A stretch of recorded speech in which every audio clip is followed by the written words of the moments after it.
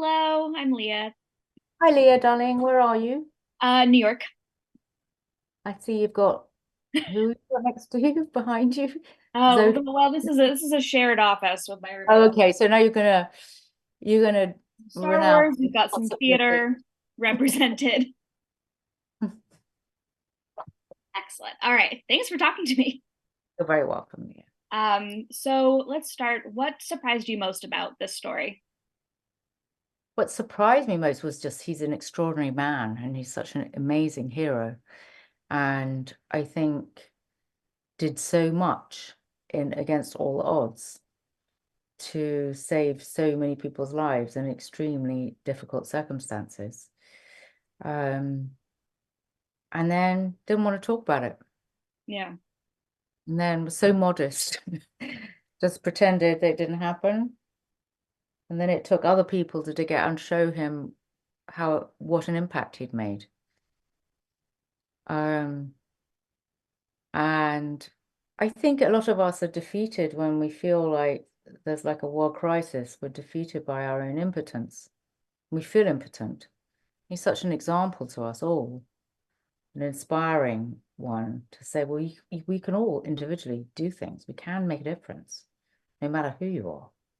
That's a pretty, that's an amazing gift. Yeah. No? Yeah, it really is. And I think just like sort of still thinking, but it still wasn't enough. That's heartbreaking in its own way. I think if you open your heart to other people's pain, yeah, it's a never-ending wound. That's How, why most of us block it out right from the start because we can't deal with that. yeah.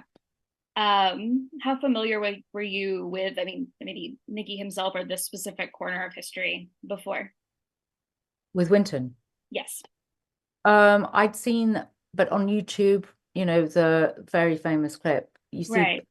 America, it's not known, but That's Life, which was the program in which who actually uh, staged the reunion.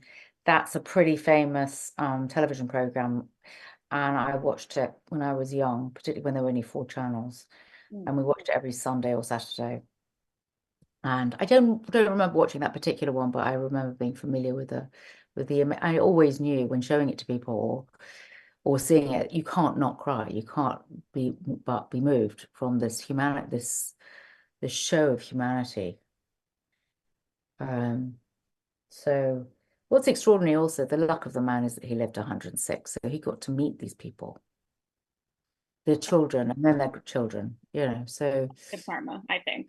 yeah, I mean, it's sad because I met his daughter, who you think genetically was well set up, and she died in her 70s just before the film was started. And it was, I spoke to her about her grandmother, but it was thanks to this book Mhm. that on which the script was made, that in fact was a great friend of mine. That's how I got involved.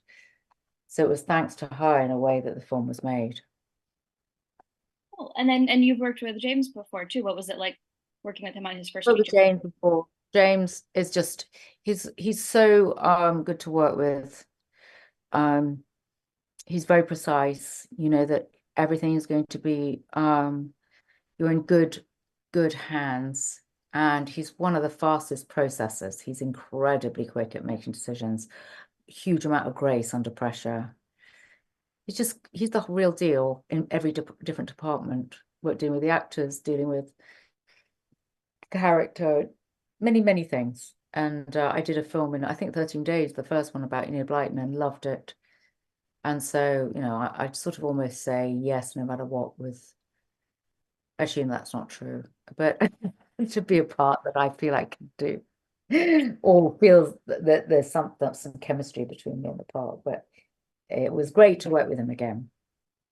Well, that's fortunate. Thank you so much for talking. Ah, I believe you wouldn't just say yes, but it's good that it worked out.